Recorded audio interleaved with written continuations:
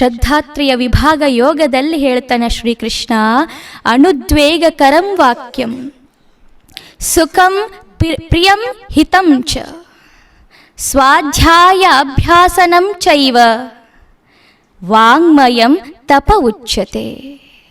ಯಾವ ಮಾತು ಉದ್ವೇಗವನ್ನು ಮಾಡೋದಿಲ್ಲೋ, ಯಾವ ಮಾತು ಮನುಷ್ಯನನ್ನ ಕೆರಳಿಸೋದಿಲ್ಲೋ, ಯಾವ ಮಾತು ಮನಸ್ಸನ್ನು ಅರಳಿಸ್ತದೋ ಅಂಥ ಮಾತೇನದಲ್ಲ, ಮತ್ತದು ಸತ್ಯ ಆಗಿರಬೇಕು. ಹೇಳಿಲ್ಲ, ಸತ್ಯಂ ಬ್ರೂಯಾತ್ ಪ್ರಿಯಂ ಬ್ರೂಯಾತ್ ನ ಬ್ರೂಯಾತ್ ಸತ್ಯಮಪ್ರಿಯಂ.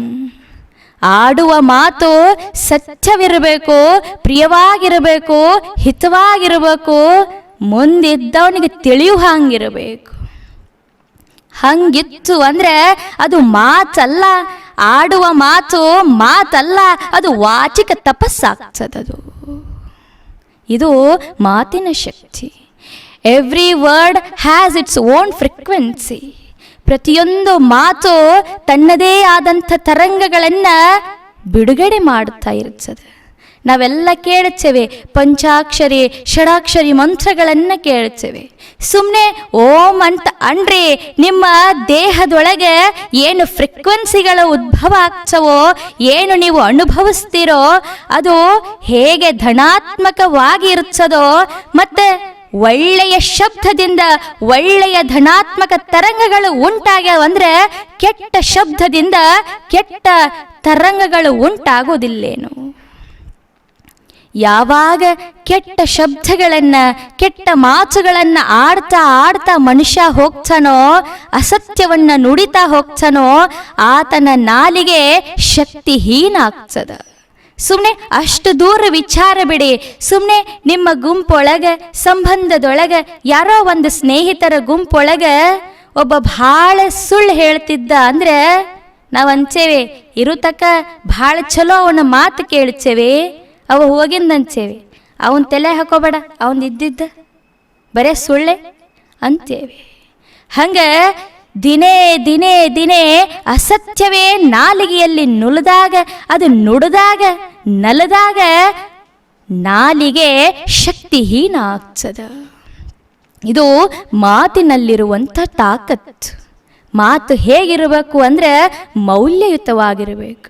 ಸುಮ್ಮನೆ ಇವರು ಹೇಳಿದ್ರ ಅಂದ್ರೆ ಅದು ಸತ್ಯನ ಇರ್ತದ, ಅದಕ್ಕೆ ಅರ್ಥ ಇರ್ತದ ಅನ್ನುವಂಥ ಭಾವ ಎದುರಿನ ಮನುಷ್ಯನಿಗೆ ಬಂದಾಗ ನಿನ್ನ ಮಾತಿನೊಳಗೆ ತೂಕ ಅದ ಅಂತ ಅರ್ಥ.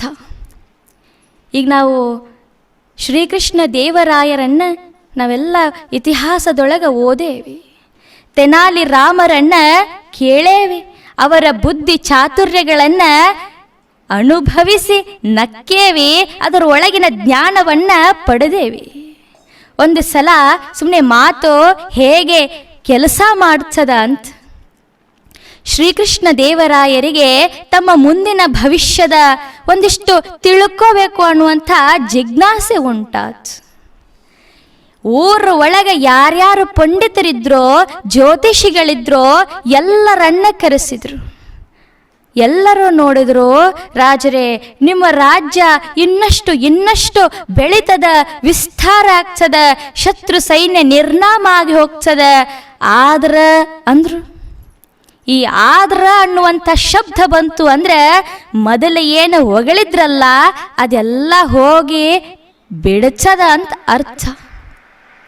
ನಾವು ಅಂಚೇವಿ, ನಮ್ಮ ಮಗ ಭಾಳ ಚಲೋ, ಭಾಳ ಸತ್ಯವಂತ, ಹಿಂಗೆ ಆದ್ರೆ ದಿನ ಕುಡಿದು ಬರುತ್ತಾನ ಅಂದ್ರೆ ಹಿಂದಿಂದರ ಉಪಯೋಗ ಏನದ?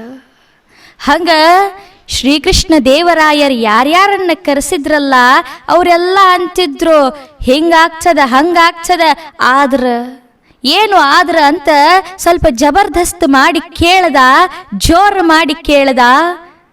ಆಗ ಅವ್ರಂದ್ರು, ರಾಜರೇ ಹಿಂಗೆ ಹೇಳ್ತೀವಿ ಅಂತ ತಪ್ಪು ತಿಳಿಬೇಡಿ, ಎಲ್ಲ ಚಲೋ ಅದ.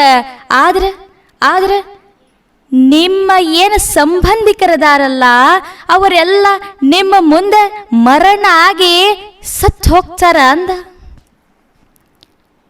ಪತ್ನಿ, ಮಕ್ಕಳು, ರಾಜ್ಯ, ಕೋಶ ಇವೆಲ್ಲ ಹಿಂಗೆ ಹೋಗ್ತಾವ ಅಂತ ಹೇಳಿದ.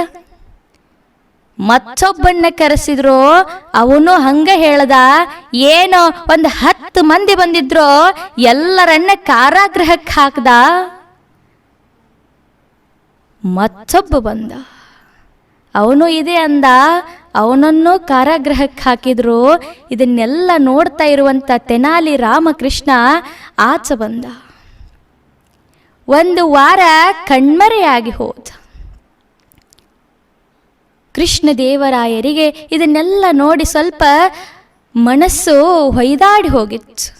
ಅವನನ್ನ ನೋಡಿದ್ರೆ ಏನೋ ಸಮಾಧಾನ ಆಗ್ತದ, ಅವನ ಮಾತನ್ನ ಕೇಳಿದ್ರೆ ಏನೋ ಖುಷಿ ಆಗ್ತದ. ಎಲ್ಲಿ ನನ್ನ ರಾಮ ಅಂತ ಕೇಳಿದಾಗ ಅವರು ಇಲ್ಲ, ಅವರು ಜ್ಯೋತಿಷ್ಶಾಸ್ತ್ರವನ್ನ ಅಧ್ಯಯನ ಮಾಡಕ್ಕೆ ಹೋಗ್ಯಾರ ಅಂತ ಸುದ್ದಿ ಹೇಳಿದ್ರು. ಆಗ ತೆನಾಲಿ ರಾಮ ಬಂದ. ಶ್ರೀಕೃಷ್ಣ ದೇವರಾಯ ರಾಜ ನಿಂತಿದ್ದ. ಇವ ಅಂದ, ರಾಜರೇ, ನಾನು ಜ್ಯೋತಿಷ್ಶಾಸ್ತ್ರವನ್ನ ಅಭ್ಯಾಸ ಮಾಡಿ ಬಂದೇನಿ. ನಿಮ್ಮ ಜ್ಯೋತಿಷ್ಯ, ನಿಮ್ಮ ಭವಿಷ್ಯವನ್ನ ನಾ ಹೇಳಲೇನು ಅಂತ ಕೇಳಿದ. ರಾಜ ಅಂದ, ಹಿಂಗ ಬಂದ 100 ಮಂದಿ ಈಗ ಕಾರಾಗೃಹದೊಳಗದಾರ, ಮತ್ತೆ ನಿನಗೂ ಹೋಗೋ ಆಸೆ ಇತ್ತು ಅಂದ್ರೆ ಹೇಳಂದ. ಆಗ ತೆನಾಲಿ ರಾಮಕೃಷ್ಣ ಹೇಳಚ್ಚನ, ರಾಜರೇ, ನಿಮ್ಮ ಕೋಶ ಅಭಿವೃದ್ಧಿ ಆಗ್ತದ, ರಾಜ್ಯ ವಿಸ್ತಾರ ಆಗ್ತದ, ಬಂಧು ಮಿತ್ರರೆಲ್ಲ ಸಂತೋಷದಿಂದ ಇರ್ತೀರಿ. ಆದ್ರ ಅಂದ, ಹಾ ಹೇಳು, ಆದ್ರೆ ಹೇಳು ಅಂತ ರಾಜ ಅಂದ. ಅವ ಅಂದ, ರಾಜನೇ, ಏನು ಅಂದ್ರೆ, ಆದ್ರೆ ಏನು ಅಂದ್ರೆ, ನಿನ್ನ ಏನು ಬಂಧು ಮಿತ್ರದರ ಅದಾರಲ್ಲ, ಪತ್ನಿ ಮಕ್ಕಳು ಏನು ಎಲ್ಲ ಸಂಬಂಧಗಳದಾವಲ್ಲ, ಇವರೆಲ್ಲರಿಗಿಂತ ನೀನು ದೀರ್ಘಾಯುಷಿಯಾಗಿ ಬಾಳ್ತಿ ಮಹಾರಾಜ ಅಂದ. ರಾಜನಿಗೆ ಖುಷಿಯಾತು. ಕೊರಳೊಳಗಿನ ಬಂಗಾರದ ಸರವನ್ನ ತೆನಾಲಿ ರಾಮನಿಗೆ ಹಾಕಿ ಶಭಾಷ ಅಂದ.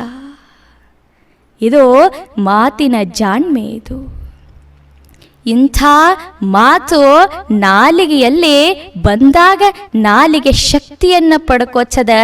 ಯಾವಾಗ ನಾಲಿಗೆಯೊಳಗ ನಾಮ ಸ್ಮರಣೆ ಜಪ ನಡಿಸವಲ್ಲ, ಆಗ ನಾಲಿಗೆಯಲ್ಲಿ ಶಕ್ತಿ ಬರ್ತದ. ನಾವು ಹೇಳ್ತೇವೆ, ಅವ್ರ ಬಾಯಾಗೇನು ಅನ್ನಿಸ್ಬೇಡ ಅಂತ ಅಂತೇವೆ. ಯಾಕೆ ಅಂದರೆ ಮಹಾತ್ಮರು, ಶರಣರು, ಸಂತರು ಅವರೆಲ್ಲ ದಿನಂಪ್ರತಿ ಏನನ್ನ ಸ್ಮರಣೆ ಮಾಡ್ತಾರೆ ಅಂದರೆ ಸಂಸಾರವನ್ನಲ್ಲ, ಪ್ರಪಂಚವನ್ನಲ್ಲ, ಪಾರಮಾರ್ಥದ ಆ ಸತ್ಯವನ್ನ ಅವರು ಸ್ಮರಿಸ್ತಿರ್ತಾರ, ನಾಲಿಗೆಯ ಮೇಲೆ ನುಡಿತಿರ್ತಾರ. ಹೀಗಾಗಿ ಅಂಥದ್ದೊಂದು ಶಕ್ತಿ ಅವರ ನಾಲಿಗೆಗೆ ಬಂದದ. ಅಂಥ ಒಂದು ನಾಲಿಗೆಗೆ ಶಕ್ತಿ ತುಂಬುವಂಥ ಆ ಭಗವಂತ ನಾಮಸ್ಮರಣೆಯ ರೂಪದೊಳಗೆ ನಮ್ಮೆಲ್ಲರ ನಾಲಿಗೆಯಲ್ಲಿ ನಲಿಯಲಿ ಅಂತ ಹೇಳ್ತಾ ಈ ನನ್ನ ವಾಕ್ಪುಷ್ಪವನ್ನು ಗುರುವಿನ ಪಾದಕ್ಕೆ ಅರ್ಪಿಸುತ್ತಾ ತಮ್ಮೆಲ್ಲರಲ್ಲಿ ಶರಣು ಶರಣಾರ್ಥಿ.